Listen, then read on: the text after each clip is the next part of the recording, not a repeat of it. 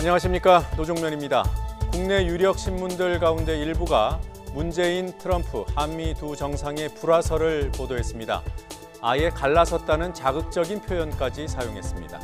이들이 인용해 쓴 내용과 외신 원문을 비교했더니 주요 대목이 과장돼 있었습니다. 이 문제를 비롯해 북한의 동창리 미사일 발사장 복원설 등도 그 의미를 냉정하게 짚어봐야 할 필요가 커 보입니다. 2부에서 전문가 견해 들어보겠습니다. 이 밖에도 빵과 장미, 버닝썬, 성창호, 김현철, 그리고 하드 수수료 인하의 사각지대인 위탁점 등이 오늘 더 뉴스가 주목한 뉴스 키워드들입니다. 더 뉴스와 함께 하나하나 확인하시기 바랍니다. 주요 뉴스부터 정리하겠습니다.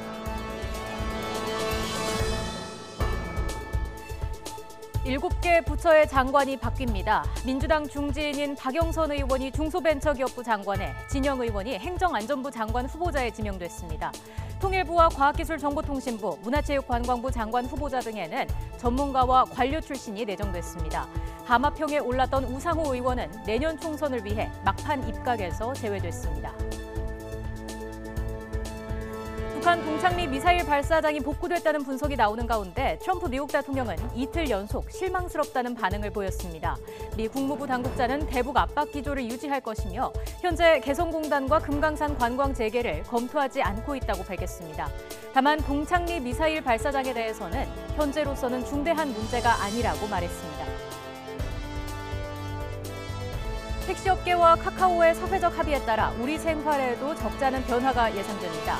택시업계의 변화는 물론 플랫폼 택시와 같은 새로운 서비스도 관심입니다. 양측의 합의 이후 앞으로 남은 절차와 과제는 무엇인지 짚어보겠습니다. 버닝썬 의혹이 갈수록 뜨거워지고 있습니다. 지역 경찰관 유착 의혹에 이어 이번에는 조직적인 탈세 정황까지 포착됐습니다. 수사가 어디까지 확대될지 가늠하기 힘들어 보입니다. 전국 대부분의 지역이 미세먼지에서 벗어나 화창한 봄 날씨를 보이고 있습니다. 주말인 내일도 대체로 포근하겠지만 일요일에는 전국에 강한 비바람이 예고돼 있습니다. 해빙기 안전사고에 유의하셔야겠습니다. 더 뉴스 본격적으로 시작합니다.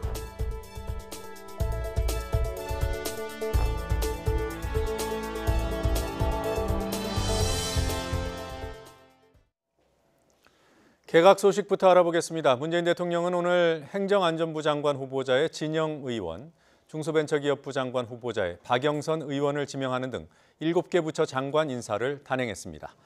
탕평 인사와 전문가 등용을 통해 집권 3년차 국정 운영에서 성과를 내겠다는 의지로 풀이됩니다. 청와대 연결하죠. 김도원 기자. 네, 청와대입니다. 네, 장관 후보자 7명 가운데 현역 의원이 2명이더군요. 둘 다 비주류라고 할 수 있습니까? 그렇습니다. 진영 행정안전부 장관 후보자와 박영선 중소벤처기업부 장관 후보자 모두 친문 주류라고 보긴 어려운 인사입니다. 진영 후보자는 박근혜 정부의 초대 보건복지부 장관으로 청와대와 대립하다 6개월 만에 물러난 적이 있는데요. 이번에 인사청문회를 통과하게 되면 두 정부에서 장관직을 수행하는 셈이 됩니다. 박영선 후보자는 지난 대선 경선 때 안희정 캠프에서 활동하는 등 친문 핵심이라고 하긴 어렵습니다. 두 의원의 입각에 대해 청와대는 진 후보자의 경우 오랜 국회 상임위 활동으로 행정안전정책에 대한 이해가 깊고 박 후보자는 재벌개혁과 중소벤처기업을 위한 의정활동을 열정적으로 해왔다고 설명했는데요. 능력을 기준으로 인재풀을 넓히겠다는 탕평 인사의 메시지를 담은 것으로 해석됩니다. 두 후보자는 내년 총선 불출마 의사를 밝혔다고 청와대는 전했습니다. 네, 그 밖에 통일부, 국토부 장관 후보자도 관심입니다. 누가 임명이 됐습니까? 네, 통일부 장관 후보자에는 김현철 통일연구원장이 지명됐습니다. 김 후보자는 남북 공동선언을 속도감 있게 이행해 신한반도 체제 구상을 적극 구현할 적임자라고 청와대는 설명했습니다. 2차 북미 회담이 결렬되긴 했지만 남북 협력 사업을 흔들림 없이 추진하겠다는 의지를 밝힌 것으로 풀이됩니다. 또 국토교통부 장관 후보자에는 최정호 전 전북 정무부지사, 해양수산부 장관 후보자에는 문성혁 세계해사대학교 교수가 이름을 올렸고 과학기술정보통신부 장관 후보자에는 조동호 카이스트 교수, 문화체육관광부 장관 후보자에는 박양우 전 문화관광부 차관이 지명됐습니다. 차관급 인사도 함께 발표가 됐는데요. 식품의약품안전처장에 이의경 성균관대학교 교수가 임명됐고 대도시권 광역교통위원장에는 최기주 아주대학교 교수가 내정됐습니다. 자, 이번 인사에서 또 어떤 특징을 짚어볼 수 있겠습니까? 네, 전체적으로 보면 정치 일정과 무관하게 국정 운영에 전념할 전문가들로 2기 내각을 채워 빠른 국정 운영의 성과를 거두겠다는 뜻으로 해석됩니다. 김의겸 청와대 대변인의 설명을 들어보시겠습니다. 국민들이 체감할 수 있는 성과를 내는 게 중요하다. 그리고 이런 성과를 위해서는 능력이 검증된 인사를 발탁한다. 그런 의미가 있습니다. 내년 총선 출마를 원하는 정치인들은 대거 당으로 복귀했고요. 애초에 입각이 거론됐던 삼선의 우상호 의원도 총선 대비에 필요하다는 요청에 따라 당에 남았습니다. 다만 오늘 발표된 장관 후보자 7명 가운데 여성은 1명에 그쳐 모두 청문회를 통과할 경우에도 전체 여성 장관 비율은 18명 중에 4명, 22%로 대선 공약인 30%에 못 미칩니다. 청와대는 목표를 맞추려고 고심하고 있지만 상황과 여건이 맞지 않았다면서 앞으로 계속 노력하겠다고 밝혔습니다. 지금까지 청와대에서 YTN 김도훈입니다. 이번 개각에 대한 여야 평가 알아보겠습니다. 이번 청와대 개각에 대해서 여당인 더불어민주당은 경험과 전문성이 검증된 적재적소의 인사라고 평가했습니다. 반면에 자유한국당은 실패한 대북 정책을 답습하겠다는 고집이라고 비판했고, 바른미래당은 현직 장관과 장관 희망자의 바톤 타치에 불과하다고 깎아내렸습니다. 국회 취재기자 연결합니다. 김영수 기자. 네, 국회입니다. 네, 각 정당의 반응을 좀 더 구체적으로 알아보죠. 네, 먼저 여당인 더불어민주당은 경험과 전문성이 검증되고 정책 실행 능력이 우선된 적재적소 인사라고 평가했습니다. 이해식 대변인은 논평을 통해 이같이 밝히고, 특히 박영선, 진영 의원에 대해 국정을 안정적으로 운영할 최적임자라고 강조했습니다. 이어 후보자들의 참신성과 전문성이 문재인 정부 3년차 국정에 새로운 활력을 불어넣기 바란다고 말했습니다. 또 후보자에 대한 국회 검증과 인준 과정에 초당적 협력을 기대한다고 덧붙였습니다. 북미 정상회담 결렬 이후 외교 안보 라인 교체를 요구했던 자유한국당은 능력보다 코드가 중시된 인사라며 즉각 반발했습니다. 나경원 원내대표는 북한 관련된 정책 실패를 계속 답습하겠다는 것을 고집하는 개각이라고 강하게 비판했습니다. 사실상 이 북한 관련된 정책의 실패를 계속해서 답습하겠다라는 것을 고집하는 그런 개각으로 보입니다. 한국당은 특히 통일부 장관에 내정된 김현철 통일연구원장이 대북 제재가 쓸모없다고 주장하며 남북 경협과 북한 퍼주기에 매몰된 인사라고 지적했습니다. 또 내년 총선을 위해 현직 장관을 불러들이고 경력을 채울 현직 의원으로 교체 투입한 모양새라며 안보와 경제, 민생 파텐에 대한 고려는 없고 독재를 위한 레일 깔기에 골몰한 흔적만 보인다고 주장했습니다. 바른미래당도 이번 개각에 대해 총선 출마를 희망하는 현직 장관과 장관 희망자의 바톤 터치에 불과하다고 반기를 들었습니다. 김정화 대변인은 논평을 통해 민생이 파탄난 만큼 정치인보다는 전문가들의 기용이 필요하다고 강조했습니다. 장관 후보자로 지명된 민주당의 중진 가운데 박영선 의원은 이미 소감을 밝혔죠. 네, 그렇습니다. 청와대 개각 공식 발표 전에 어느 정도 윤곽이 나왔던 만큼 국회 박영선 의원실 앞에는 아침부터 취재진이 몰려 있었습니다. 하지만 공식 발표 전까지는 별다른 대응을 하지 않았는데요. 박 의원은 청와대 발표 이후에 입장문과 간단한 회견을 통해 소감을 밝혔습니다. 박 의원은 엄중한 시기에 막중한 책임감을 느낀다며 겸허한 마음으로 난국을 헤쳐나갈 수 있도록 노력하겠다고 말했습니다. 겸허한 마음으로 모든 일에 어려운 난국을 헤쳐나갈 수 있도록 임하도록 하겠습니다. 특히 20대 청년과 벤처 중소기업, 소상공인들의 든든한 버팀목이 되겠다고 강조하기도 했습니다. 행정안전부 장관 후보자인 진영 의원은 잠시 뒤인 오후 2시 반에 기자회견을 열기로 했습니다. 지금까지 국회에서 전해드렸습니다. 네, 방금 들으신 대로 이번 개각에 대한 평가가 엇갈리고 있습니다. 현재 여야 구도를 생각해보면 당연할 수도 있고요. 자, 이번에는 청와대 담당하는 취재기자와 이번 개각의 배경과 의미를 짚어보겠습니다. 신호 기자 나와 있습니다. 어서 오십시오. 네.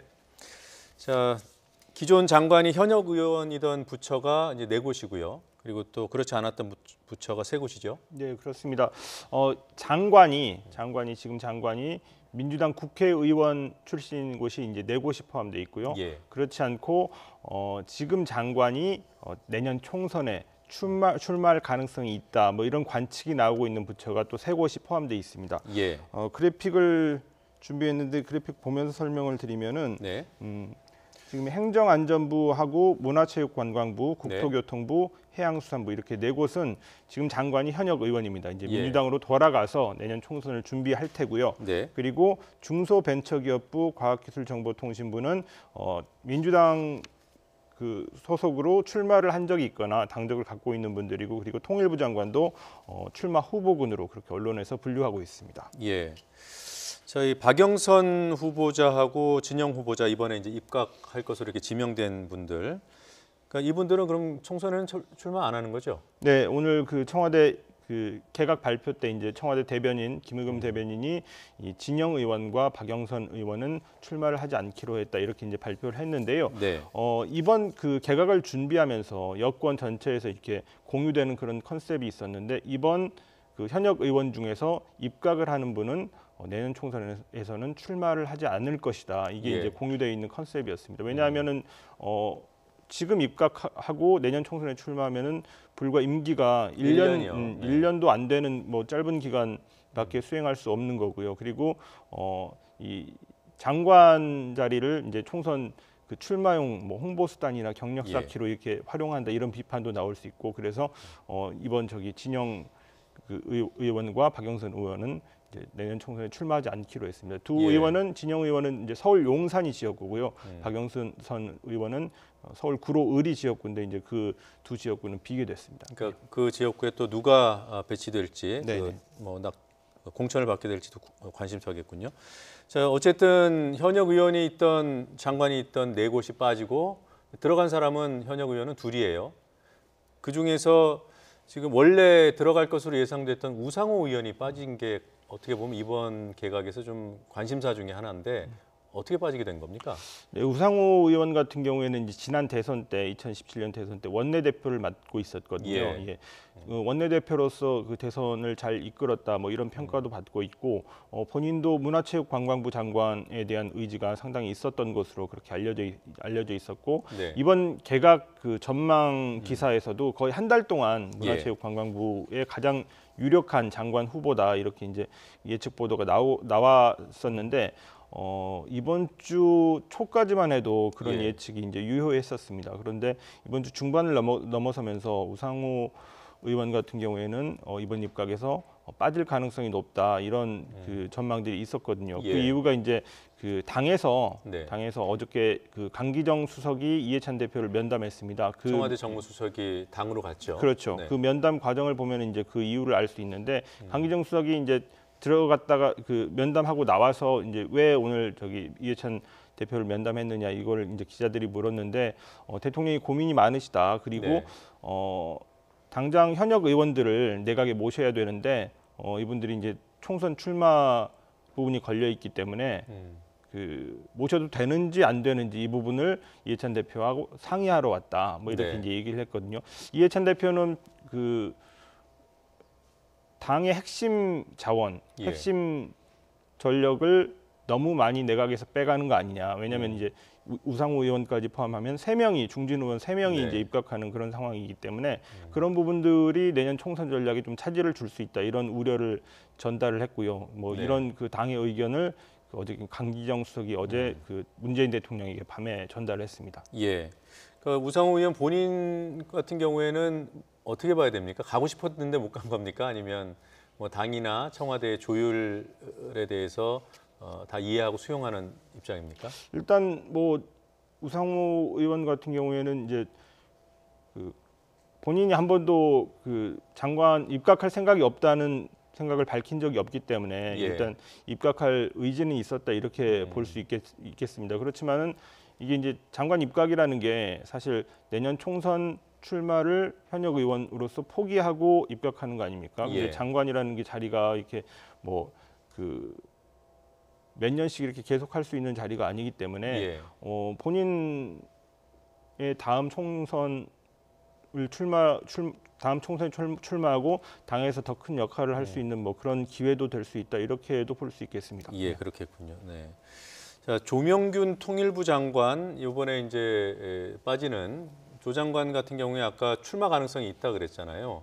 그러니까 이분은 유일하게 그러니까 출마했던 경험도 없는 분입니다. 출마 가능성이 높겠습니까? 이분 조명균 이제 아직까지 통일부 장관인데 네.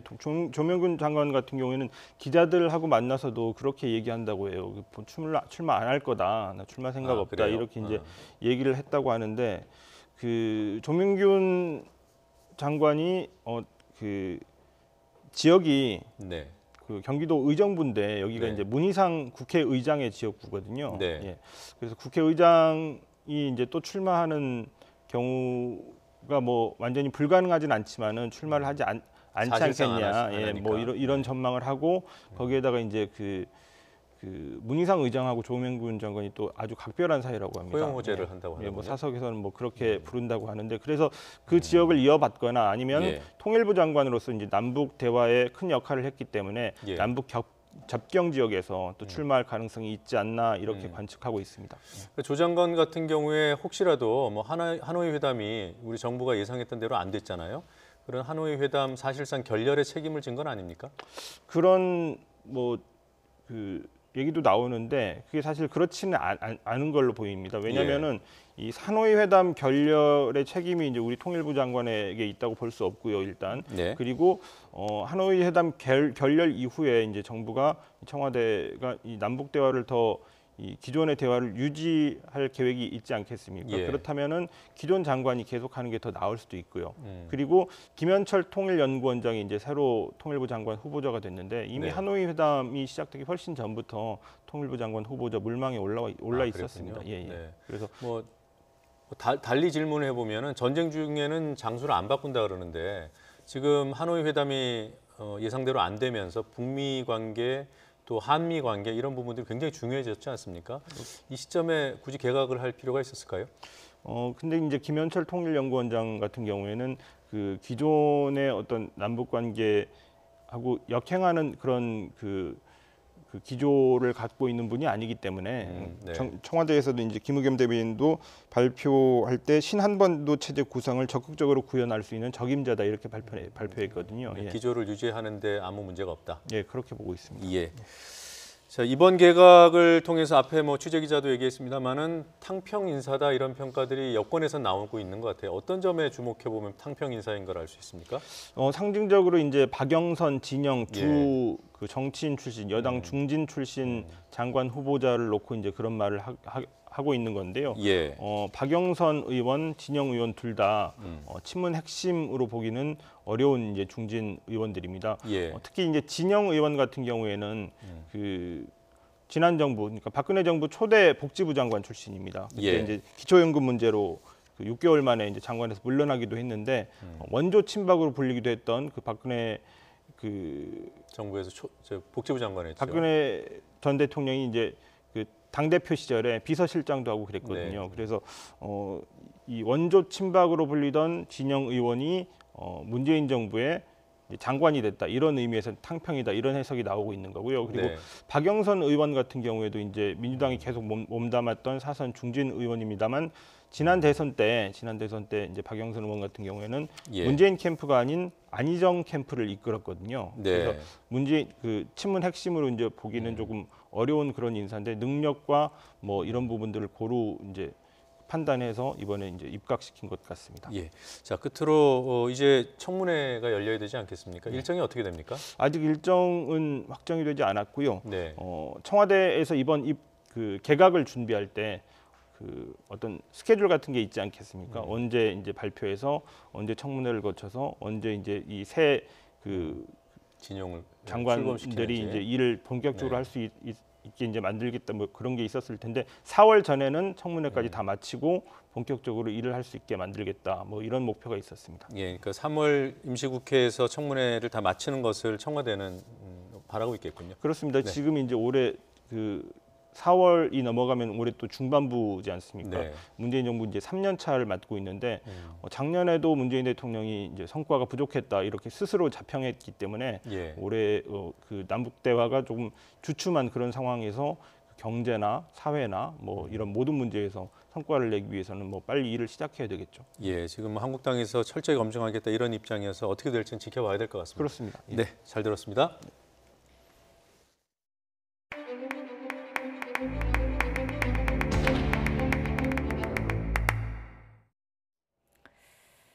장미의 꽃말로 오늘 앵커 리포트를 시작하겠습니다. 욕망과 사랑, 장미에 부여된 대표적인 의미들입니다. 인간 본연의 욕망에 닿아 있는 기본권, 연인 간의 사랑에도 바탕이 돼야 하는 남녀 평등. 그래서 장미는 정치적인 측면에서 권리를 상징합니다. 성년이 된 이들에게 장미를 선물하는 것도 같은 맥락입니다. 지금으로부터 111년 전 오늘 미국 뉴욕의 루트커스 광장에 여성 노동자 15,000여 명이 운집했습니다. 그들은 빵과 장미를 달라고 외쳤습니다. 한 섬유 공장에서 여성 노동자들이 화재 참사를 당한 사건이 발단이었습니다. 빵은 생존권을 의미했고 장미는 인간답게 살기 위한 기본권, 특히 참정권을 뜻했습니다. 이후 이날을 세계 각국에서 기리기 시작했고 식민지 조선에서의 여성 운동에도 자극제가 됐습니다. 유엔이 나선 것은 1970년대입니다. 1975년을 세계 여성의 해로 지정한 유엔은 1977년 3월 8일 총회에서 이날을 세계 여성 권리 및 국제 평화의 날로 의결했습니다. 한국에서는 지난해 비로소 법정 기념일로 지정됐습니다. 사진 속에 꽃을 든 남자, 고 노회찬 의원입니다. 그는 2005년부터 해마다 3월 8일이면 국회 청소 노동자를 비롯한 여성 노동자, 여성 단체 활동가 등 각계각층의 여성들에게 장미를 건넸습니다. 올해는 노회찬 재단이 그의 뜻을 이었습니다. 옆에 보시는 사진은 오늘 아침의 사진입니다. 근현대사는 여성 인권 신장의 역사이기도 하지만 여전히 완전한 평등에 이르지 못했습니다. 특히 한국은 불평등 정도가 심한 나라로 분류됩니다. 세계경제포럼이 내놓은 자료에 의하면 2018년 기준 우리나라의 성평등 순위는 149개 나라 중 115위에 머물렀습니다. 남녀 임금 격차도 여전합니다. OECD의 2018년 기준 자료를 보면 우리나라 남녀 임금 차이가 37% 가까이 달했습니다. 남성이 100만 원을 받는다고 가정하면 여성은 63만 원을 받는다는 거죠. 15년째 OECD 국가 중 부동의 1위입니다. 여성의 날을 맞이한 오늘 아직 갈 길이 멀다는 말씀을 드립니다.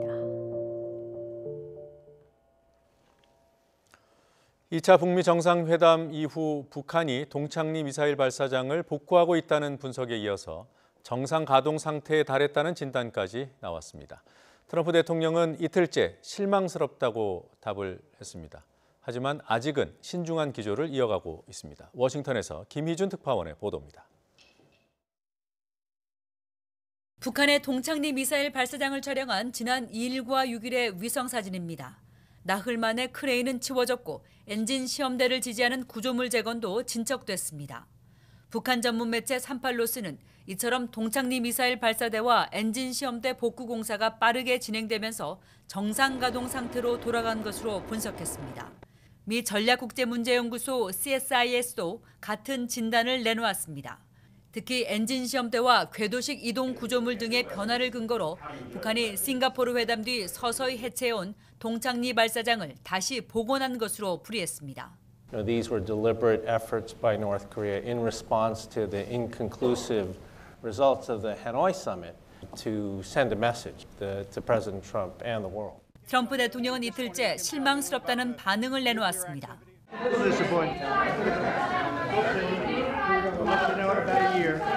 비핵화 협상 장기전을 시사한 것으로도 풀이됩니다. 존 볼턴 국가안보보좌관은 동창리 동향을 예의주시하겠다면서도 트럼프 대통령이 대화에 열려 있다고 강조했습니다. 미국은 아직 신중하게 대응하는 모습입니다. We remain ready to engage North Korea in a constructive negotiation. 전문가들도 북한의 대미 압박으로 보면서도 도발의 재개나 협상을 깨려는 신호는 아니라는 반응입니다. 하지만 북미가 서로의 압박을 강화하며 긴장을 고조시킬 경우 비핵화 협상 재개 전망은 더욱 불투명해질 수 있다는 우려가 나옵니다. 워싱턴에서 YTN 김유진입니다. 트럼프 대통령에 이어서 미국 국무부 고위 당국자가 나서 별도의 언론 브리핑을 했습니다. 대북 압박 전략은 유지하며 개성공단 등에 대한 제재 면제는 검토하지 않는다면서도 동창리 미사일 발사대 문제에 대해서는 중대한 문제가 아니라고 말했습니다. 긴장을 유지하면서도 신중한 접근을 하고 있는 것으로 보입니다. 이종수 기자의 보도입니다. 미 국무부 고위 당국자는 언론 브리핑에서 동창리 미사일 발사장 복구 움직임에 대해 잘 알고 있다며 분명히 북한 내 진행 상황을 면밀하게 관찰하고 있다고 밝혔습니다. 특히 위성 발사도 핵미사일 실험 유예 위배냐는 질문에 우주 발사체 발사라 해도 북한이 한 약속에 어긋나는 것일 것이라며 북한이 약속을 지켜야 한다고 강조했습니다. 동창리 미사일 발사장에 대해서는 인프라의 일부이긴 하지만 현 시점에서 중대한 부분은 아니라고 말했습니다. 또 개성공단과 금강산 관광에 대한 제재 면제를 검토하냐는 질문에 아니라고 답했습니다. 트럼프 대통령이 하노이 2차 북미 정상회담에서 일괄 타결하는 빅딜을 시도했던 것과 관련해선 트럼프 행정부 내 누구도 단계적 접근을 지지하지 않는다고 밝혔습니다. 비핵화 기대치를 충족시키는 대화를 할지에 대한 결정을 하는 데 있어 그 공은 북한으로 넘어갔다고도 밝혔습니다. 이와 함께 트럼프 행정부 첫 임기 내에 북한의 비핵화가 달성 가능하다고 여전히 믿는다고 덧붙였습니다. YTN 이종수입니다. 동창리 미사일 발사장 복구 여부를 놓고 북한과 미국이 신경전을 이어가는 가운데 우리 측 북핵협상 수석 대표인 이도훈 외교부 한반도 평화교섭본부장은 앞으로 북측과 계속 대화할 준비가 돼 있다는 것이 미국의 입장이라고 밝혔습니다. 2차 북미 정상회담 후속 대응 협의를 위해 미국을 방문했던 이 본부장은 오늘 새벽 인천공항을 통해 귀국하면서 기자들과 만나 북미 정상회담이 생산적이었고 건설적이었다는 미국의 평가는 변함이 없다면서 이같이 말했습니다. 대법원이 사법농단 의혹으로 기소된 현직 법관들을 재판 업무에서 배제하기로 했습니다.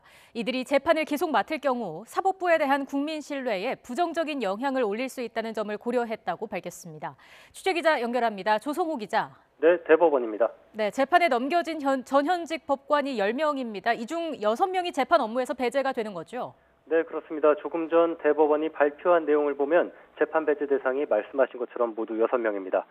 심상철 전 서울고법원장, 이태종 전 서울 서부지법원장, 임성근, 신광열 전 서울중앙지법 형사수석부장판사, 성창호 조의연 전 서울중앙지법 영장전담 부장판사입니다. 이들을 재판 업무 대신에 일반적으로 말하자면 대기 발령과 같은 사법연구 업무에 보임했습니다. 네, 모두 10명이 재판에 넘겨졌는데 4명은 여기에 해당하지 않습니다. 이규진 전 대법원 양형위원회 상임위원과 유해용 전 대법원 수석재판연구관은 이미 옷을 벗었고 이민걸 전 법원행정처 기획조정실장과 방창현 전 전주지법 부장판사는 지난해 말 각각 6개월, 3개월의 정직 징계를 받아서 제외됐습니다. 이번에 재판 업무에서 배제된 판사들은 재판 개입을 비롯해 양승태 사법부의 사법행정남용 범죄를 공모한 혐의로 재판에 넘겨졌습니다. 대법원은 이들 법관들을 재판에서 배제하면서 근무지를 서울 서초동 법원청사가 아닌 사법연수원 등으로 지정했습니다. 네, 이들이 서울중앙지방법원에서 재판을 받게 되는 상황에서 공정성이 우려된다는 점을 고려한 겁니다. 대법원은 재판을 받는 판사들이 다른 재판을 맡는다는 게 사법부에 대한 국민 신뢰에 부정적인 영향을 미칠 수 있다는 우려를 무겁게 받아들여서 이같이 결정했다고 밝혔습니다. 기소와 별도로 검찰이 비위 사실을 통보한 나머지 현직 법관들도 10명이 넘습니다. 대법원은 관련 내용을 검토한 뒤에 여기에 포함된 판사들에 대한 징계 청구나 재판 배제 여부도 신속하게 검토해서 결정할 방침입니다. 지금까지 대법원에서 YTN 조성호입니다. 마약과 성범죄 연루 의혹으로 수사를 받는 강남의 유명 클럽 버닝썬이 조직적으로 탈세를 계획한 정황이 포착됐습니다. 경찰은 이와 함께 클럽과 지역 경찰관 사이의 유착 의혹을 뒷받침할 단서를 확보해 분석에 나섰습니다. 취재기자 연결합니다. 김태민 기자. 네, 사회부입니다. 네, 버닝썬 관련 의혹이 끊이질 않습니다. 이번에는 탈세 정황이 드러났다고요? 네, 마약과 성범죄에 연루돼 수사를 받아온 클럽 버닝썬에 또 다른 의혹이 포착됐습니다. 이번에는 조직적으로 탈세를 계획했다는 내용이 나온 건데요. 앞서 경찰은 지난 1년간의 버닝썬 회계 기록을 확보해 자금 흐름을 분석해왔습니다. 당시 초점은 클럽 자금이 지역 경찰관들에게 흘러갔는지, 그러니까 유착 의혹이 있는지를 파악하는 데 맞춰졌습니다. 하지만 경찰이 확보한 또 다른 문서에 클럽이 조직적으로 탈세를 계획한 것으로 추정되는 정황이 담긴 것으로 확인됐습니다. 아울러 클럽 직원들이 거액의 술값을 개인 계좌로 받아 다시 법인 계좌로 이체하는 방식으로 매출 기록을 조작하고 세무조사에 대비해 실제 술값보다 낮은 가격이 매겨진 위장용 메뉴판을 갖추고 있었다는 주장도 나왔습니다. 다만 버닝썬의 법인세 신고 기한이 이달 말까지인 만큼 아직 탈세가 이뤄졌다고 할 수는 없는 상황인데요. 경찰은 관련 정황을 포함해 클럽 측의 세금 신고 기록까지 꼼꼼히 따져보겠다는 방침입니다. 네, 클럽과 경찰 사이의 유착 의혹에 대한 수사는 어떻게 진행되고 있습니까? 네, 클럽과 경찰 사이의 유착 의혹에 대한 수사도 속도를 내고 있습니다. 최근 경찰은 클럽 공동대표 이모 씨의 자택 인근 CCTV를 확보해 분석에 나섰는데요. 지난달 클럽과 경찰 사이의 중간책 역할을 한 것으로 지목된 전직 경찰관 강모 씨가 이 씨의 자택을 찾은 모습이 포착된 것으로 알려졌습니다. 이날은 경찰이 클럽 버닝썬과 유착 의혹이 제기된 역삼 지구대에 대한 대대적인 압수수색을 벌인 날이기도 합니다. 따라서 경찰은 당시 강 씨가 앞으로 수사에 대비하기 위해 이 씨를 찾았을 가능성에 주목해 관련 정황을 추궁했습니다. 앞서 이 씨는 강 씨에게 2천만 원을 건넨 사실을 인정했지만 강 씨는 사실 무근이라며 둘 사이의 진술이 엇갈렸습니다. 하지만 최근까지 두 사람이 접촉한 증거가 나오면서 클럽과 경찰 사이 유착 의혹을 증명할 실마리가 나올지 주목되고 있습니다. 지금까지 사회부에서 YTN 김태민입니다. 최악의 미세먼지가 사라지고 파란 하늘이 드러났습니다. 주말인 내일까지는 맑고 포근한 봄 날씨를 즐길 수 있다고 합니다. 날씨 알아보겠습니다. 신미린 캐스터. 네, 야외 스튜디오에 나와 있습니다. 네, 오늘 대기 질도 양호하고 날도 포근하다고요? 네, 파란 하늘에 공기까지 깨끗해서 기분까지 무척 상쾌한데요. 맑은 하늘에 볕이 강하게 내리쬐면서 기온도 쑥쑥 오르고 있습니다. 현재 서울 기온은 13.1도까지 올라서 3월 하순의 봄 날씨를 보이고 있는데요.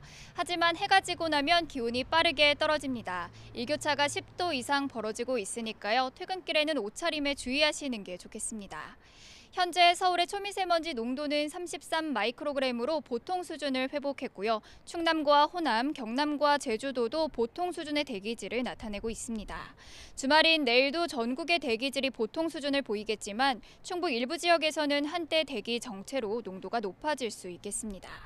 주말인 내일까지는 모처럼 맑고 포근한 봄을 즐길 수 있겠는데요. 내일 아침 기온은 서울이 1도, 광주가 2도, 부산은 8도로 오늘과 비슷하겠고요. 북한의 경우 평안과 개성이 영하 2도로 예상되고 있습니다. 낮 기온도 오늘과 비슷하겠는데요. 서울의 낮 기온은 13도, 광주와 대구는 17도, 부산은 16도까지 오르겠고 북한, 평양은 10도, 개성은 11도를 보이겠습니다. 내일 내륙은 가끔 구름만 많겠지만 오후부터 제주도와 전남 지방에 비가 오겠고요. 일요일은 전국에 강한 비바람이 몰아치겠습니다. 비의 양도 제법 많겠는데요. 특히 남해안과 제주도에는 여름에 내리는 비처럼 폭우가 쏟아질 가능성이 있으니까요. 해빙기 안전사고에 주의하시기 바랍니다. 지금까지 야외 스튜디오에서 YTN 신미림입니다. 정부가 영세 자영업자들을 위해 신용카드 수수료를 인하했지만 오히려 수수료가 올라간 영세 자영업자들이 있습니다. 가입비와 투자 보증금만 내고 편의점을 운영하는 위탁점주들입니다. 어떤 사정인지 이승윤 기자가 보도합니다. 프랜차이즈 편의점을 운영하는 김모 씨. 하루 10시간을 일하고도 한 달 소득은 150만 원 정도로 생활하기에 빠듯한 처지입니다. 당연히 한 달에 50만 원 정도 나가는 신용카드 수수료는 적지 않은 부담이었습니다. 그래서 지난 1월 정부가 발표한 카드 수수료 인하 대책은 단비와도 같았습니다. 그런데 지난달 신용카드사로부터 고지서를 받곤 깜짝 놀랐습니다. 신용카드 수수료율이 기존의 2.15%에서 2.3%로 오히려 인상된 겁니다. 김 씨의 연매출은 7억 원 정도. 정부 대책대로라면 1.4%의 우대 수수료율을 적용받아야 합니다. 정부는 연매출이 30억 원 미만인 영세 자영업자들의 신용카드 수수료율을 0.8%에서 1.6%로 낮춰줬습니다. 도대체 왜 이런 일이 벌어졌을까? 김 씨가 가맹점주가 아닌 위탁점주였기 때문입니다. 자기 돈으로 개점 비용을 부담하는 가맹점주와 달리 위탁점주는 개점 비용은 본사가 부담하고 가입비와 투자 보증금만 냅니다. 말 그대로 점포를 위탁 관리하는 차원이어서 각 점포의 매출은 본사의 매출로 잡힙니다. 이 때문에 영세 자영업자가 아닌 대형 가맹점에 수수료율이 적용되면서 어려운 형편에도 수수료 부담은 더 커지는 상황이 벌어진 겁니다. 네, 그래서 가맹점주는 이제 평균 0.8% 정도 카드 수수료가 이제 인하가 되는데 한 20-30만 원 정도 점포당 혜택을 볼 수 있다고 그러는데 저희 위탁점 같은 경우에는 오히려 인상이 돼서 소득의 격차가 사실은 더 크게 벌어지는 게 더 문제라고 생각합니다. 점점 더 어려워지는 건 사실이고요. 프랜차이즈 편의점 업계에서 김 씨 같은 위탁 점주의 비율은 35% 정도로 전국적으로 10,000곳이 넘을 것으로 추정됩니다. 금융당국은 사정은 안타깝지만 어쩔 수 없다는 입장입니다. 이는 법적으로 어쩔 수 없이 숫자 단위로 해가지고 매출액이 산정이 돼요. 네, 그러면은 그 법인 밑에 기관이 몇 개나 있든지 간에 그래서 그런 거를 반영을 하다 보면 수수료율이 인상될 수 있는 거예요. 카드 수수료 부담을 덜기 위해 정부가 도입한 제로페이도 프랜차이즈 본사에서 연계 시스템을 개발하지 않아 전혀 도움이 되지 않고 있습니다. 정부의 카드 수수료 인하 대책 발표 이후에도 여전히 사각지대에서 고통받는 영세한 자영업자들을 위한 보다 세심한 정책 지원이 절실합니다. YTN 이승윤입니다. 더 뉴스 60초 뒤에 이어집니다.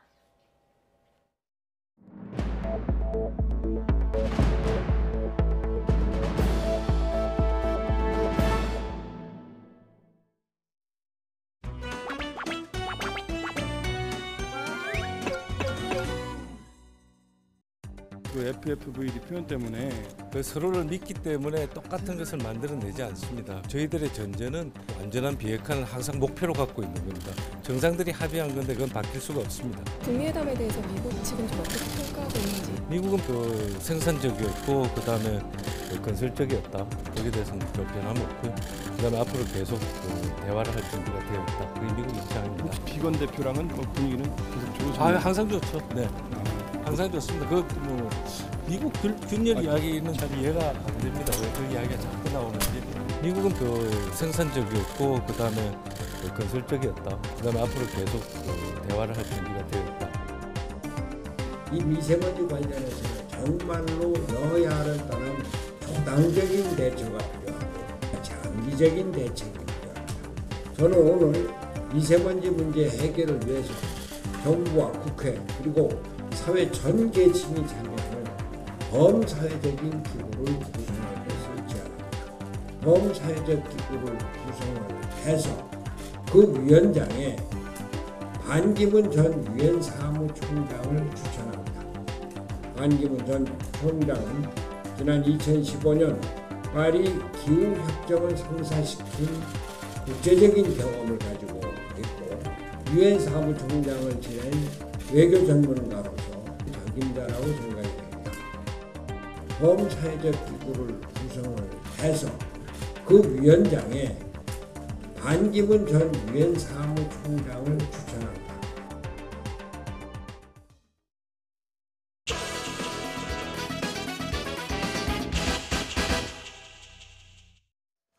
네, 더 정치 금요일만큼은 청년 정치인의 시선으로 정치권을 들여다봅니다. 이번 주 청년 정치인들 눈에 비친 정치는 어떤 모습이었는지 얘기 나눠보겠습니다.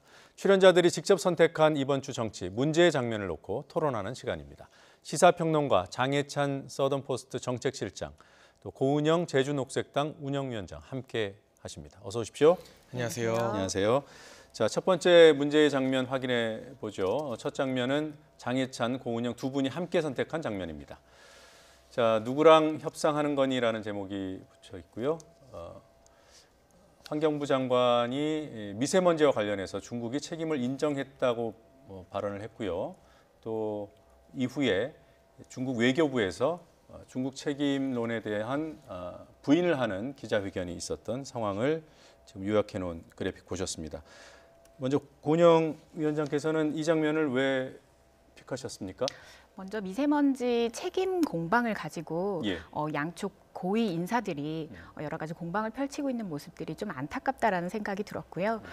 조명래 환경부 장관이 지난주 그 환경장관 회의에서 중국이 사실상 책임을 인정했다 이런 형태로 말씀을 하셨고, 그리고 강경화 외교부 장관께서도 이제 이 공방이 좀 합세하는 모습을 어제 좀 보였습니다. 정작 중국에서는 근거가 없는 소리다라면서 한 발 이제 물러서는 이런 스탠스를 취했는데요. 이런 사실관계를 좀 떠나서 4개월 전에 대규모 고강도 미세먼지 발생했을 때 그때 중국에서 나왔던 메시지와 지금 나오고 있는 메시지가 거의 대동소이합니다.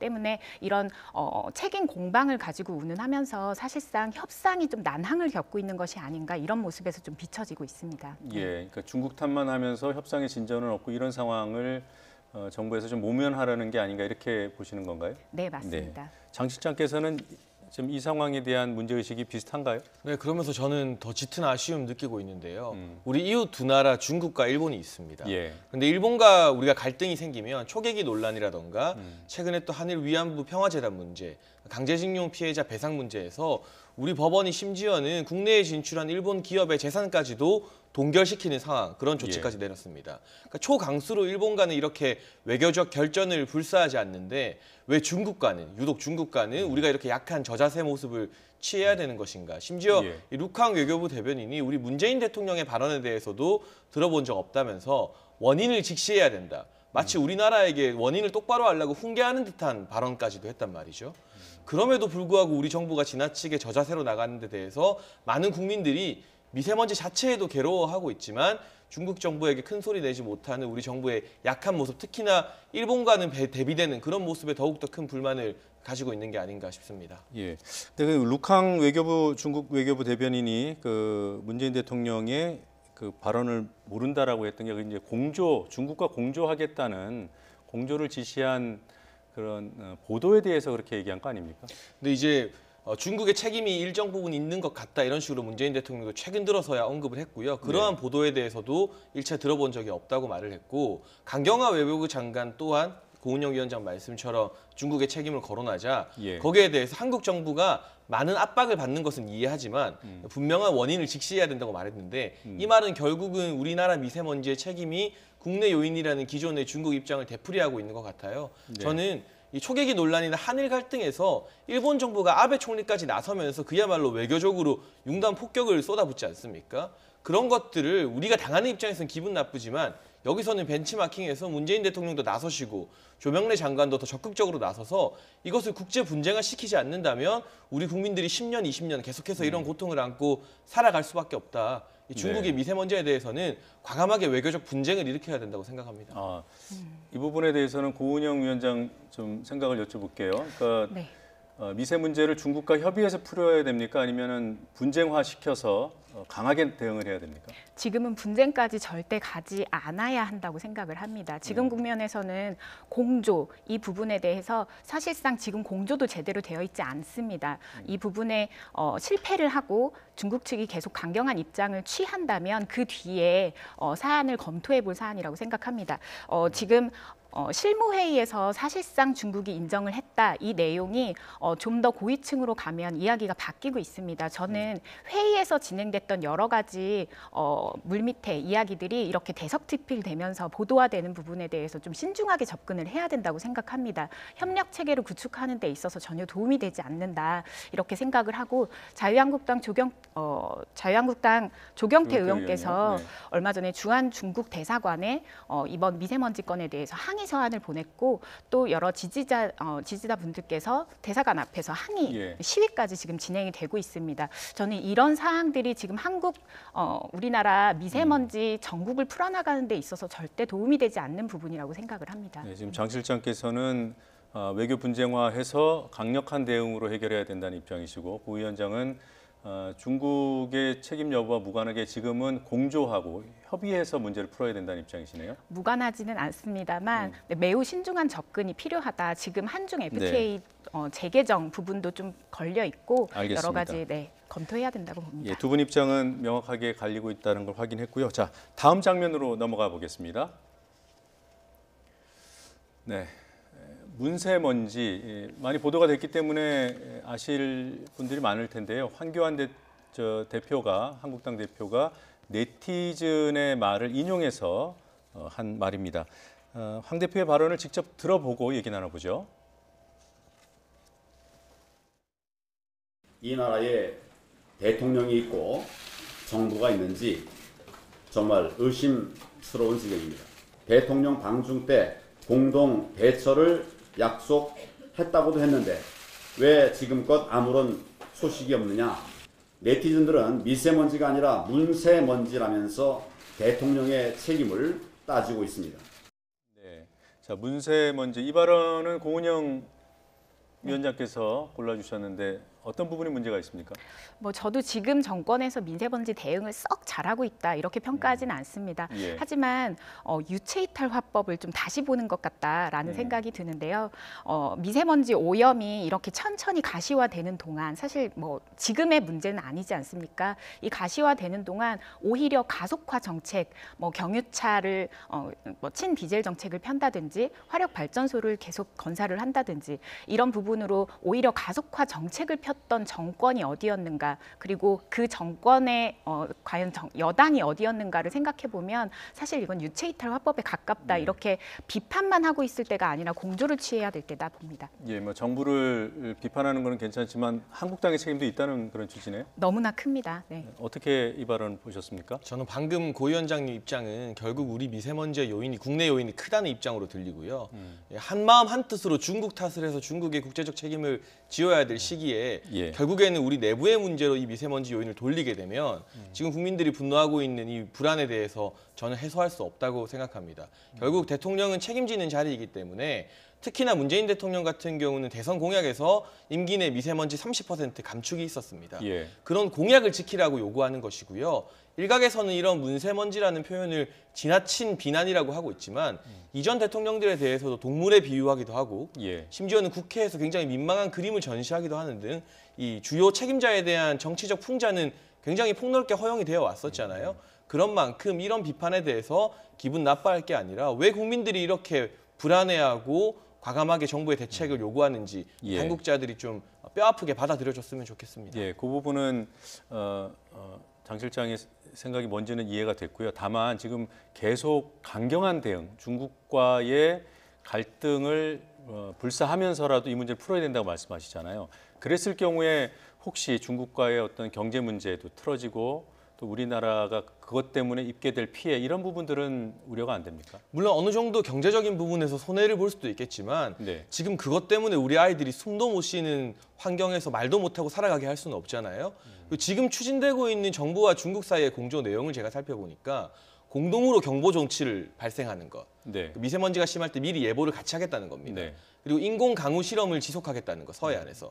그러나 이 인공 강우 같은 경우는 아직 대부분의 학자들이 실용적이지 않다. 그리고 이게 정말 실제로 적용이 되려면 굉장히 많은 기술 개발이 필요하다고 하고 있어요. 당장은 어렵다는 거죠? 네, 그에 반해서 이제 중국의 공장 지역에 강제로 집진기를 설치하게 하거나 이 석탄 발전소를 무분별하게 지금 중국이 짓고 있거든요.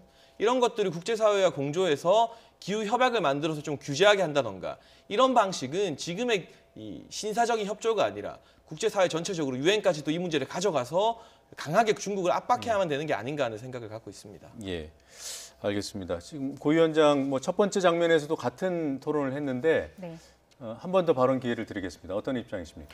말씀하신 조치들은 시급하게 필요하다고 생각하지만 그것을 풀어나가는 방식에 있어서 입장 차이가 있는 것 같습니다. 그리고 제가 문세먼지 이 부분이 문제가 됐다고 발언한 이유에 대해서는 사실 한중 FTA 체결 당시에 수많은 시민사회 단체와 그리고 일부 민주당 의원들까지 대기오염 부분을 예측하면서 이 부분에 대한 조금 더 구체적이고 강화된 협정이 필요하다라고 누누이 이야기해왔습니다. 하지만 그 시민의 목소리를 듣지 않고 체결을 한 정권이 어딥니까? 그 부분에 대해서 자성 없이 이렇게 문세먼지 운운하는 것은 지금 단계에서 이 전국을 풀어나가는 데 전혀 도움이 되지 않는다고 봅니다. 네, 두 분 말씀 이 정도 듣고요. 다음 장면으로 넘어가겠습니다. 자, 알쏭달쏭 선관이라는 제목이 붙여졌습니다. 장해찬 실장께서 골라주셨는데요. 어떤 내용입니까? 지금 보수와 진보 유튜브에서 활약하는 대표적인 두 사람이죠. 홍준표 전 대표와 유시민 노무현 재단 이사장 이야기인데요. 선관위에서 홍준표 전 대표 같은 경우는 정치인이기 때문에 슈퍼챗, 이른바 기부를 통한 후원금을 받지 말라고 규제를 내렸고요. 유시민 이사장에 대해서는 정치인이 아니기 때문에 이런 식의 기부 후원을 받아도 된다고 판결을 내렸습니다. 예. 그러나 저는 여기에 대해서 한국당이 조혜주 선관위 상임위원 임명 문제부터 선관위의 공정성 논란을 일으키고 있잖아요. 예. 이 지금 불난집에 기름 부은 격의 어떤 해석이 아닌가 싶고요. 유튜브라는 새로운 형태의 정치 플랫폼이 등장했는데 그에 대해서 구체적인 제도를 만들지 않고 누가 봐도 사실은 진보 진영의 정치인에게 유리하게 판결을 내린 부분, 이런 공정성 논란에 기름을 부었다. 그리고 유시민 이사장이 만에 하나라도 다시 정치권에 등판하게 된다면 정치는 생물과 같다고 김대중 전 대통령이 말씀하셨잖아요. 그분도 은퇴와 정치 재개를 여러 번 번복하셨었는데 그렇게 되면 그동안 받은 후원금에 대해서는 전부 다 다시 선관위에게 돌려줘야 되는 것인지 네. 이러한 내용에 대해서 전혀 어떤 합의 없이 일방적으로 기준을 제시한 것은 정치적으로 매우 섣부른 판단이었다고 생각이 듭니다. 네, 홍카콜라가 그 후원금을 받는 걸 중단시킨 게 잘못인가요? 아니면 알릴레오만 허용을 해준 게 잘못인가요? 저는 무엇 하나가 문제라기보다는요. 기준을 만들지 않고 자의적으로 홍준표 전 대표와 유시민 이사장에 대해서 이런 식의 임의로 판단을 내는 것 자체가 잘못이라고 보고 선관위 자체에서 유튜브에 대한 기본적인 선거법을 개정하는 세미나도 열고 그러한 숙고한 시간을 더 가졌어야 되지 않나. 그리고 본질적으로는 지금 우리나라의 정치자금법이요. 원외, 현역 국회의원이 아닌 사람들은 후원금을 모집할 수 없게 되어 있습니다. 예. 이러한 제도 자체가 300명의 현역 국회의원들에게만 일방적으로 유리한 제도이기 때문에 그런 차원에서 논의의 폭을 더 확대해야지 지금 칼로 뭐 무 자르듯이 무 베듯이 유시민 이사장은 되고 홍준표 전 대표는 안 된다 이런 판단을 내린 것 자체가 문제라고 생각합니다. 예, 선관위의 이번 결정에 대해서는 어떻게 평가하시는지요? 뭐 사실 유권 해석에 대한 부분을 말씀을 하셨는데 주는 방식의 유연성을 어디까지 우리가 숙고해서 기준을 만들 것인가를 짚어주신 것 같습니다. 그리고 저는 주는 방식에 대한 선관위의 지적보다 오히려 받는 사람의 기준, 받는 사람의 자격 기준에 대해서 좀 이야기를 나누고 싶은데 방금 말씀하셨던 것처럼 어떤 정치자금법이라도 개정을 해서 지금 사실 홍준표 의원께서는 126억 원이나 국고보조금을 받는 거대 정당의 거대 정당의 정치인이시고 또 개인이 후원금을 충분히 받으실 수 있는 상황입니다. 하지만 이런 그 상황이 아닌 원외 정당 그리고 정치 신인들 지금 정치를 준비하고 있는 사람들도 폭넓게 정치 자금을 후원받을 수 있는 그 구조를 선관위가 좀 주목을 했으면 좋겠고요. 방금 말씀하셨던 어떤 유권 해석에 대한 방향성에 대해서는 저는 동감을 하고 있습니다. 네, 제가 하나만 짚어야 될 게 홍준표 전 대표 지금 평당원이고요. 그렇죠. 현역 국회의원이 아니기 때문에 홍 전 대표 역시도 지금의 정치자금법으로는 후원금을 모집할 수 없는 상태입니다. 네, 예, 그거는 팩트를 분명히 확인하고 넘어가겠습니다. 자, 다음 장면 보겠습니다. 자, 목리 부리다가 왕따 될라 고은영 위원장이 골라주셨군요. 어떤 내용입니까? 네, 자유한국당 제외한 여야 4당이 선거제도 개혁안을 패스트트랙으로 채택하기로 이제 합의를 하면서 좀 사실상 가출했다가 돌아온 자유한국당이 크게 반발하고 있습니다. 좀 정치 협상을 충분히 할 수 있었던 어떤 기간에 선거 그 개혁안 이것도 좀 내놓지 않았던 상황인데 지금 국회를 비워놓은 게 자유한국당이었는데도 불구하고 이런 최후의 수단인 패스트트랙마저 좀 문을 닫자라는 표현까지 하면서 이걸 좀 거부하고 부정하고 있는 셈입니다. 네. 네, 지금 여야 4당, 한국당을 뺀 4당이 이 선거 개편안과 관련해서 한국당이 계속 협조를 안 하면 이제 패스트트랙에 올리겠다고 하는 거 아니겠습니까? 그러니까 신속 처리 안건으로 이런 입장에 대해서 어떻게 생각하세요? 근데 저는 다른 법안이면 모르겠습니다만 선거의 룰을 정하는 문제는 국가의 기틀과도 관련이 있는 문제라고 생각합니다. 사실은 헌법적인 문제이기도 하고요. 그런 부분을 가장 주요한 선수라고 할 수 있는 제1야당을 제외하고 합의해서 진행하는 것을 과연 타협이라고 봐야 되는가? 저는 야합이라는 단어를 붙이고 싶고요. 결국에는 정부 주도의 법안들을 통과시키고 싶은 민주당과 어떻게 해서든 다음 총선에서 비례대표 의석을 많이 확보하고 싶은 야3당의 정치적 이익관계가 맞아떨어졌을 뿐이다. 정말로 선거제 개혁이 대의라면 야3당이 주장하는 것처럼 국회의원 정수를 늘리는 문제에 대해서도 국민적 설득을 해야지 지금 민주당이 내놓은 타협안을 보면 국회의원 정수는 300명 그대로 가져가는 것이거든요. 비례대표의 비율만 조금 더 확대하는 방식입니다.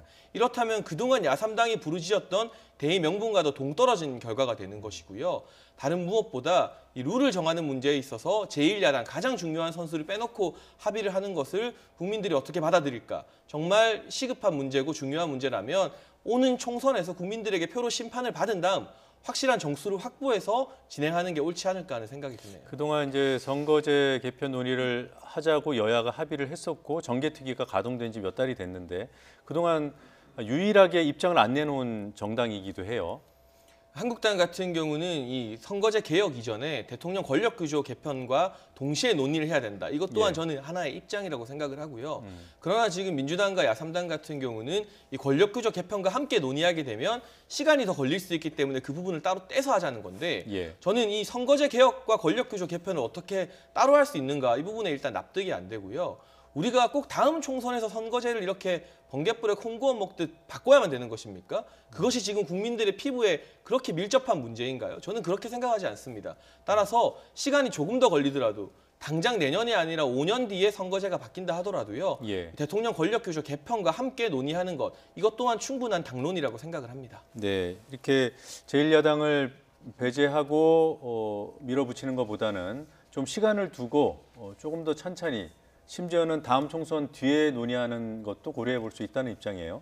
사실 패스트 트랙이 그렇게 패스트하지는 않습니다. 네, 330일이 최장 걸리죠. 맞습니다. 최장 330일 동안 충분히 많은 협의를 할 수 있다고 생각합니다. 하지만 지금 권력구조 개편 부르짖고 있지만 사실 마땅한 안도 지금 없는 상황이죠.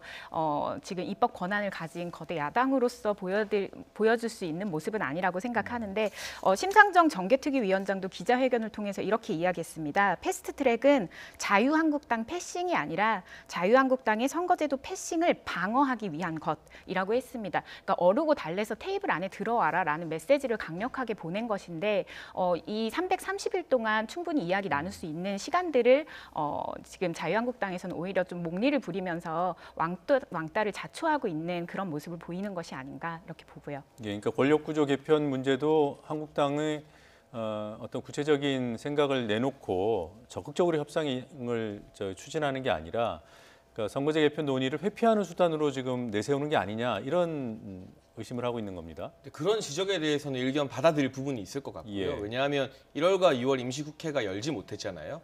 그러나 그 국회가 2번이나 파행된 데 대해서 그것이 온전히 한국당의 탓은 아니었다. 1월 국회 같은 경우는 민주당이 기피했고 2월 국회는 뭐 손혜원 의원 국조 등 여러 가지 정치적 이슈 때문에 한국당이 파행을 이끌었지만 여야가 공동의 책임을 가지고 1, 2월 국회를 파행했기 때문에 논의할 시간이 부족했다는 점도 꼭 말씀을 드리고 싶고요. 함께 이제 권력구조 개편을 같은 테이블에 올려놓고 이야기를 하려면 다른 제약이 없어야 되는데 패스트트랙을 올린다는 것은 너네가 무슨 이야기를 하든 우리는 내년 2월 국회에서 선거제 법안을 통과시켜서 반드시 다음 총선은 연동형 비례제를 받아들이겠다 이런 강요로밖에 보이지 않거든요. 그러니까 벼랑 끝에 상대를 밀어넣는 게 어떻게 저는 대화의 자세가 될 수 있는가 그런 부분에 대해서 의문이 들고 이게 정말 지금 선거제를 바꾸는 게 우리 국민들의 피부에 와닿는 그렇게 중요한 문제인가? 거기에 대해서 우리 국민 여러분께 본질적인 질문을 한번 드리고 싶습니다. 다른 날은 두 분이 얘기하다 보면은 접점이 꽤 많이 보였는데 오늘은 사안마다 갈립니다. 그렇게 확인하고 넘어가겠습니다. 다음 장면 보죠. 제목은 거칠다, 거침없다 이렇게 되어 있습니다. 정세현 전 통일부 장관의 모습이고요. 최근 있었던 민주당 국회의원들 모임인 민평년 초대 강연에서 한 얘기군요. 볼턴 보좌관을 향해서 슈퍼 매파로까지 불리는 볼턴 보좌관을 향해서 매우 재수없는 사람이라고 발언한 내용을 골라주셨습니다. 장해찬 실장께서 골라오셨어요. 네, 저는 정세현 전 장관의 이 발언을 보고 우려를 금할 수가 없었는데요. 물론 하노이 회담이 결렬된 것 저도 국민의 한 사람으로서 매우 안타깝습니다만 정세현 전 장관의 발언을 보면 이 회담 결렬의 탓을 미국에게 돌리고 있어요. 그러나 대부분의 국가들이 북한의 비핵화 진정한 의지가 없었다는 점을 지적하고 있는데 유독 우리 정부와 관련된 인사들만 볼턴 안보보좌관 탓을 하면서 미국에게 책임을 전가하는 모습, 앞으로의 비핵화 협상에서 한미 공조 좀 우려가 되는 부분이고요. 특히나 표현을 살펴보게 되면 볼턴 보좌관에게 재수없는 사람이라는 말을 썼고 더 심각한 표현 따로 있습니다. 볼턴 보좌관을 보면 인디언을 죽이는 백인 기병대장이 생각난다고 했습니다. 미국 사회에서 매우 민감하게 생각하는 인종적인 발언까지 서슴지 않은 것인데 만약 미국의 전직 국무장관이 우리나라의 현 정의용 안보실장을 이런 식으로 비난했다면 우리는 어떤 생각을 하겠습니까? 저는 책임 있는 분, 우리 진보사회의 원로 전 장관 출신으로서 이런 발언에 대해서는 대단히 자중했으면 좋겠다는 요청을 드리고 싶어서 골랐습니다. 고 위원장께는 제가 두 가지로 나눠서 여쭤볼게요. 하나는 입장이고 정세현 전 장관의 입장이고 하나는 표현. 먼저 입장에 대해서는 어떻게 평가하십니까? 제가 정치를 시작한 지 얼마 안 돼서 이 분의 프로필을 얼마 전에서야 좀 확인을 했습니다. 네. 40년 넘게 통일 부분만 연구하셨던 전문가이더라고요. 표현하셨던 대로 전직 인사, 전 관료긴 합니다만 정부 측 인사로 100% 볼 수 없다 이렇게 생각합니다. 그리고 정치적 목적이 그 발언 안에 있었는가? 저는 그렇게도 볼 수 없다고 생각을 합니다. 때문에 이 입장은 전문가가 좀 거친 표현이긴 합니다만 본인의 통찰이 담긴 입장을 명확히 좀 전달한 표현이 아니었나 그런 의미에서 대서특필은 좀 과한 측면이 있다 이렇게 생각합니다. 표현 부분에 대해서는 어떻게 평가하십니까? 거칠죠. 사실 조금 전 인사로서, 그러니까 지금 현직은 아니지만 전직 장관으로서의 좀 자중하고 정제된 표현은 필요했다. 하지만 이게 좀 대서특필 될 감은 아니었다 이렇게 봅니다. 예, 일부 보수 매체는 그 정 전 장관의 발언을 지금 계속 얘기하고 있는 재수 없는 사람 이 부분을 강조해서 이제 보도를 했는데요. 저희가 확인해 보니까 그 앞에 전제는 있었더군요. 정 전 장관 스스로 점잖지 못한 표현이지만이라는 단서를 달고 얘기를 했어요. 그래서 해당 부분을 직접 한번 들어보고 시청자들께서도 판단해 보셨으면 좋겠습니다. 한번 들어보죠. 난데없이 볼턴이 앉아 있는 거예요. 점잖지 못한 표현이지만 한 번도 문제에 관련해서는 매우 재수없는 사람입니다. 근데 짝도 안 맞게 볼턴이 와서 그때 가서 앉아 있는 거 보고 저게 이제 불진리로 들어왔구나. 곧 성냥을 그어대겠구만 했더니 아니나 다를까. 바로 그 HU 프로그램을 가지고 또 압박을 한 거예요. 네. 자, 입장에 대해서는 두 분 생각이 다르시고 표현은 다소 거칠다라는데 동의하시고 매우 거칠다고 판단하시는 거고요. 저희가 굳이 녹취를 들려드린 이유는 그 앞에 본인도 거칠다라는 것을 이제 인식을 하고 얘기를 했다라는 건데, 자, 그 부분은 뭐 저희가 거칠다 아니다 저희 입장에서 YTN 입장에서 말씀드리기가 어렵고요. 다만 또 한 가지 짚어볼 것이 이런 부분을 그 대서특필하고 있는 언론 문제를 말씀하셨지만 정치권에서 북한의 스피커다 이런 반응이 나왔더군요. 이 부분은 어떻게 보십니까? 저는 이 북한의 스피커라는 거 이 역시도 거친 표현이긴 하지만요. 생각해볼 여지는 있는 것 같아요. 특히나 하노이 회담 결렬 이후 문재인 대통령께서 NSC 주재하고 입장을 밝혔는데 영변에 비핵화는 불가역적인 비핵화라는 표현을 쓰셨습니다. 여기에 대해서 이것은 영변을 중시하는 북한의 입장과 같고 미국의 입장은 영변뿐만 아니라 나머지 우라늄 농축시설이나 ICBM까지도 모두 다 폐기해야 된다는 입장인데 우리 문재인 대통령이 지나치게 북한의 편을 들고 있는 것 같다. 이것을 보수 정치인들만 말하는 게 아니라 미국의 블룸버그 통신을 비롯한 주요 외신들이 일제히 보도를 한 부분입니다. 그러니까 정세현 전 장관을 비롯해서 우리 정부와 직간접적으로 연관이 있는 분들이 이 하노이 결렬의 탓을 은연중에 미국 탓으로 돌리고 있는 것이 아닌가. 그리고 앞으로의 협상에서도 미국의 입장, 완전한 비핵화보다는 일단 영변만 폐기해도 대단한 폐기라고 주장하는 북한의 입장을 계속 들어주는 것이 아닌가. 여기에 대한 우려는 제1야당의 정치인으로서 충분히 할 수 있을 것 같고요. 다만 북한의 스피커라는 거친 단어보다는 북한의 입장 위주로 대변하는 것 같다. 이렇게 풀어서 좀 점잖게 표현했으면 하는 바람은 듭니다. 예. 자, 이 장면은 이 정도 얘기해도 될 것 같습니다. 다음 장면으로 넘어가죠.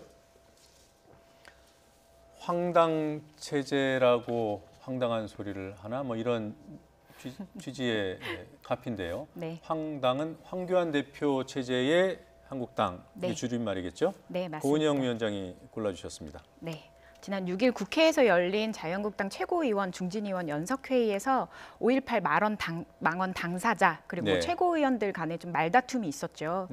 그때 뭐 이렇게 화면에서 보이듯이 징계하자는 것이 사실상 민주당의 프레임이다. 이렇게 당사자가 이야기하기도 하고 대체 뭘 잘못했는가 5.18 유공자 수가 늘어나고 이런 것들의 정보 공개를 이야기하는 것이 무엇이 잘못됐는가 이런 이야기들이 좀 쏟아져 나오기도 했습니다. 그 당시에 그 상황을 한번 영상으로 보고 이렇게 이어갈까요? 네. 국민적인 관심이 높고 이 문제에 관해서 우리가 해결해야 된다 얘기한 것에 대해서 과연 우리가 뭘 잘못했느냐. 우리는 이런 문제들에 대해서는 적극적으로 나가야 된다.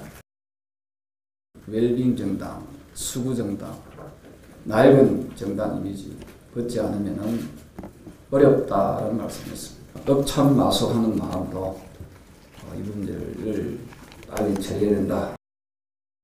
민주당이 자기들의 흥겨를 가리기 위해서 그들이 짜놓은 플레임 속에 우리를 가두고 미리 계획된 링 위에 우리를 몰아놓고 우리끼리 설왕설래할 수는 없는 내용입니다.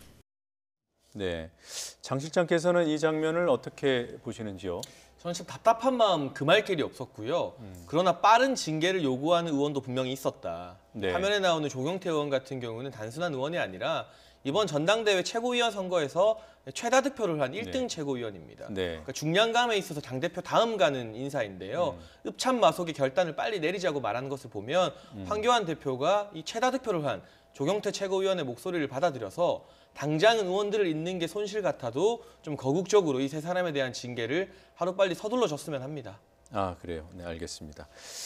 자, 지금 윤리위원장, 그러니까 한국당의 윤리위원장은 사의를 표명을 했고요. 그리고 네. 또 지난 5일에 열렸던 그 황교안 대표 당선 이후의 첫 번째 의총에서 이전에 징계됐던 이종명 의원 네. 제명에 대한 의총 추인 여부가 전혀 논의가 안 됐다고 해요. 이 네. 부분 어떻게 보시는지요?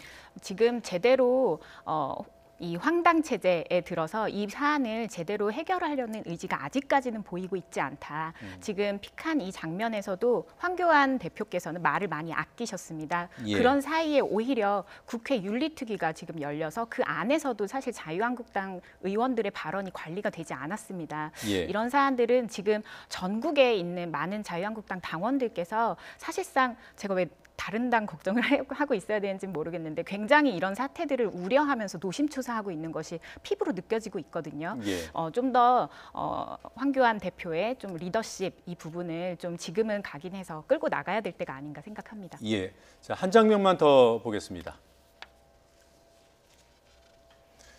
자, 틈만 나면이라고 돼 있고요. 황교안 대표가 오늘 여러 번 등장합니다. 박근혜 전 대통령 사면과 관련해서 여러 의견들이 감안된 조치가 있기를 바란다. 최근에 했던 발언이죠. 장혜찬 실장께서 골라주셨습니다. 네, 이 발언이 아마 이명박 전 대통령의 보석 판결 이후 한국당 지도부에서 조금씩 나오고 있는데 예. 이명박 전 대통령 보석해줬으니까 박근혜 전 대통령에 대해서도 보석이나 사면을 해줘야 되는 것 아니냐. 여론의 군부를 떼우고 있는데요. 저는 너무나 시기상조인 발언인 것 같고요.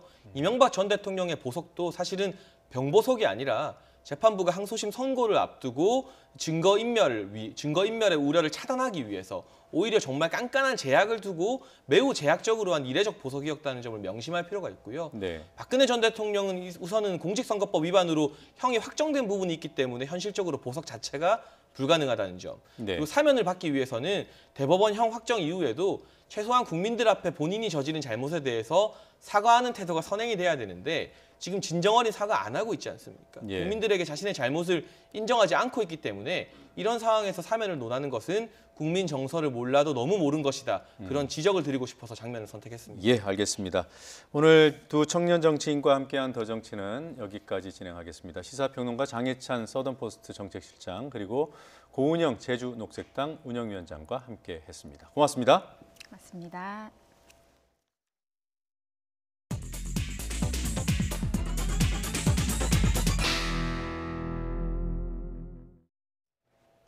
뉴스브리핑입니다. 오는 11일에 열리는 전두환 씨의 명예훼손 재판 방청권이 배부됐습니다. 일반 방청객을 위한 65자리 추첨에는 모두 80명이 신청해 1.2대 1의 경쟁률을 보였습니다. 전두환 씨 재판은 오는 11일 오후 2시 반 광주지방법원에서 열립니다.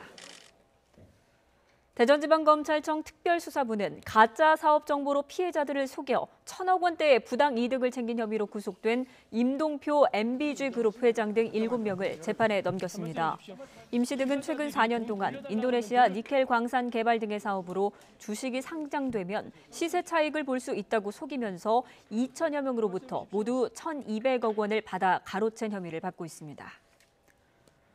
오늘 아침 6시 반쯤 충남 천안시 두정동의 사거리에서 1톤 화물차가 건널목 중간 교통섬으로 돌진해 건널목 신호를 기다리던 50대가 숨지고 화물차 운전자와 80대 노인이 다쳤습니다. 사고는 자전거에 매단 수레를 끌고 신호를 무시한 채 길을 건너던 80대 노인을 피하려고 앞차가 속도를 줄이는 과정에서 일어났습니다. 오늘 오전 6시 반쯤 대전시 유성에서 1톤 화물차와 승합차가 충돌해 60대 화물차 운전자가 숨지고 70대 승합차 운전자가 크게 다쳤습니다. 경찰은 신호 위반 가능성에 무게를 두고 사고 경위를 조사하고 있습니다. 유산이 반복되는 습관성 유산을 치료하기 위해서 병가를 냈는데도 사직을 강요한 건 차별이라는 인권위의 판단이 나왔습니다. 국가인권위는 피해자가 근무했던 복지관 책임자와 이 지역 도지사에게 재발 방지 대책을 마련하라고 권고했습니다. 이 복지관에서 음악치료사로 일해온 A씨는 습관성 유산으로 8주 동안 치료가 필요하다는 진단을 받고 병가를 신청했지만 받아들여지지 않았다면서 진정을 냈습니다. 이에 대해 복지관 측은 A씨가 병가 신청 당시 임신 상태가 아니었고 병명 역시 병가나 휴직 사유에 해당하지 않는다고 해명했습니다. 서울 강남의 클럽 버닝썬과 관련해 각종 의혹이 제기된 빅뱅의 승리가 오는 25일에 입대합니다. 소속사 YG 엔터테인먼트 측은 승리가 25일 육군 현역으로 입대할 예정이라면서 승리가 서울지방경찰청 의무경찰 선발시험에 운전병 특기자로 응시한 사실이 알려진 데 대해서는 결과와 상관없이 포기했다고 말했습니다. YG 측은 승리 본인에게 확인한 결과 지난 1월 7일에 시험에 지원했지만 불필요한 오해를 사지 않고자 중간 합격자 발표에서 합격하더라도 포기하고 현역 입대할 예정이라고 설명했습니다. 진천 선수촌에서 여자 숙소를 무단 출입하다 적발된 쇼트트랙 대표팀 김건우에 대해 대한빙상경기연맹이 출전 정지 1개월의 징계를 내렸습니다. 김건우의 출입을 도운 여자 대표팀 김예진은 견책을 받았습니다. 연맹은 사안이 중대하지만 체육회 퇴촌 조치로 2개의 국제대회에 출전하지 못했고 깊이 반성하고 있는 점과 숙소 출입 동기 등을 고려했다고 설명했습니다. 올림픽과 월드컵에 이어 세계선수권까지 스켈레톤 그랜드슬램에 도전하는 아이언맨 윤성빈이 세계선수권대회 첫날 경기를 6위로 마쳤습니다. 윤성빈은 캐나다 휘슬러에서 열린 세계선수권대회 첫날 1, 2차 시기 합계 1분 44초 83으로 6위를 기록했고 선두인 라트비아 두크루스의 0.77초, 2위 러시아의 트레굽 보프의 0.37초 뒤졌습니다. 영화 캡틴 마블이 이틀째 극장가를 휩쓸고 있습니다. 영화진흥위원회 통합전산망 집계 기준으로 캡틴 마블은 어제 하루 31만 2천여 명을 불러들이며 박스오피스 정상을 차지했습니다. 누적 관객 수는 77만 4천여 명으로 오늘 중에 100만 돌파가 유력합니다. 더 뉴스 1부 마치겠습니다. 저희는 잠시 뒤 2부로 돌아오겠습니다.